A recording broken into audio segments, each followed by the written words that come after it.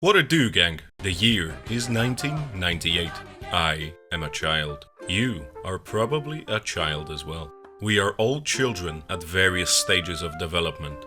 Some of us are smart enough to go outside and play with friends, while others are playing a CRPG developed by Nival, a so-called sweatshop developer based in Russia that used to pump out new video games every year or every few months. The emotionally stable ones among us, with their lives more or less put together, would have played their first and most likely last Nival game in 2006, Heroes of Might and Magic 5. The crackheads you see on your city streets, the ones with mild to severe behavioral problems, have some compassion for them. They've been through hell. I know that hell very well. In fact, this review is about my journey through said hell. Lady Nostalgia is not always kind, for she dothn't careth about you. She simply is. And she will, without fail, bring back memories of games good and bad. Lady Nostalgia does not discriminate. And so she flung what I, up until very recently, considered a fond memory at me. Memory of Rage of Mages. A CRPG capable of ruining lives of those who fail to pass a stress check. Oh, God. Where the fuck do I even begin with this piece of shit? Oh, shit. Are we live? Don't mind me, folks. I'm just rehearsing my lines. Rage of Mages. Although I would extend that title to something more akin to Rage of Mages, Anger Management Simulator. The premise is fun. The idea is there. You control a group of heroes. You take them on missions, find loot, slay monsters, complete quests, buy gear, etc. The execution, on the other hand, was... how do I put this? The technology required to make it all work clearly wasn't there yet. Or it was unavailable to Nival at the time. There you go. Rage of Mages sucks ass. Review over. Bye. Rage of Mages is one of the only Lady Nostalgia Edition games I could not bring myself to complete. I needed to take frequent breaks to avoid taking out my anger on my betrothed. Although in moments of utter exasperation, I did have thoughts of such nature. How easy would it have been to just indulge in domestic violence? Just a little bit.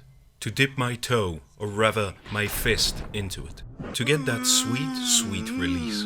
I was strong enough in the end to nip these urges in the bud, but I didn't escape scatheless. I turned to drink. I drowned my frustrations in beer. My partner insists I seek help, but she doesn't know what she is talking about. I might have to teach her a lesson after all. Whew. You don't see an entire paragraph dedicated to domestic violence very often in video game reviews, do you? Like and subscribe for more, chums. Despite the colorful introduction, Rage of Mages taught me, a very young and impressionable gamer, a lot of things about video games in general. For example, this was the game that showed me the value of exploring every hidden corner of the map, to leave no crevice unchecked. And no fold unlifted. Who knew this would eventually lead to my success with women? It is also responsible for my psychopathic tendencies of figuring out the game mechanics and abusing them to no end. In Rage of Mages, that's either killing enemies from the opposite side of a mountain, using your feminine wiles to lure out and subsequently wipe out entire orc societies, or just spamming spells and fighting enemies too powerful for you in order to level up. Leveling up in Rage of Mages is slightly different. You get to assign some stat points at the start of the game, and that's that. You get so-called levels by practicing a certain skill. Hit your enemy with a sword enough times and your proficiency with it will increase. Teleport somewhere a couple of times and your astral magic will be a tad more proficient, allowing you to teleport slightly further away the next time.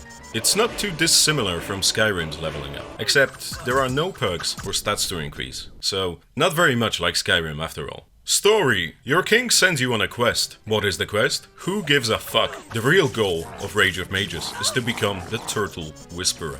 Well, Whisperess in my character's case. To lead the army of sluggish, quadrupedic fiends against your enemies. To wipe out the scum and create a new and improved breed of humans.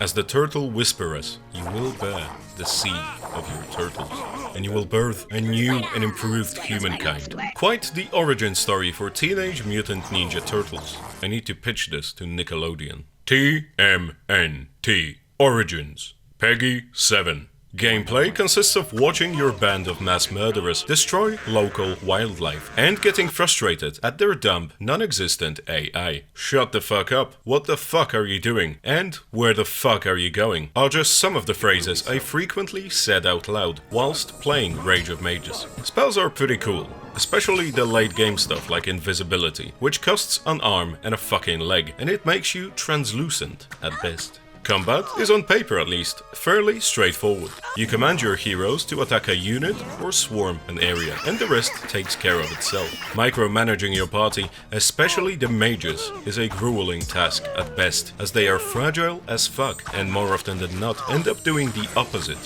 of what you need them to do. Good luck getting them to heal your warriors consistently. I'd much rather watch a director's cut of the short film wherein a guy shoves a jar up his asshole than spend any more time trying to convince my mages to stick to healing my frontliners. Enemy variety is either very poor or great, depending on your definition of variety.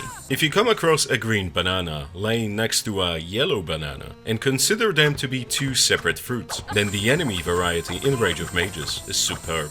If, on the other hand, you have fairly healthy and communicative neurons in your brain, then you will quickly become accustomed to yellow, green, purple, and red flavored variations of the same 4 or 5 types of enemies. There is one quest in particular that weighed heavily on me. You are sent to save a village from constant orc raids. Unfortunately, my heroes were brittle-boned at the time. Too brittle-boned for the very hard difficulty army of orcs. And so I had to make a decision that was not easy to make.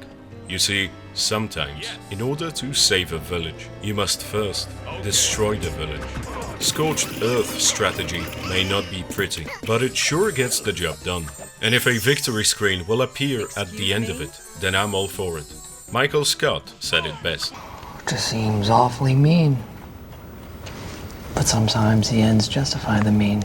Music is not exactly varied, and you will be listening to the same tracks over and over and fucking over again. It is very Slavic in nature, if you will. Exactly what you would expect from a 1998 Russian fantasy game.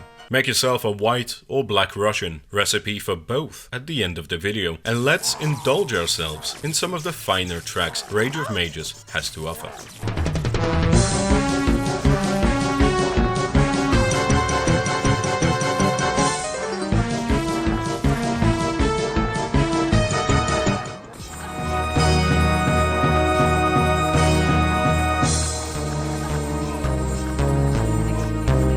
I can't fucking stand any of them anymore. But perhaps someone who didn't have to play this or choose very hard difficulty will be able to extract some joy from it.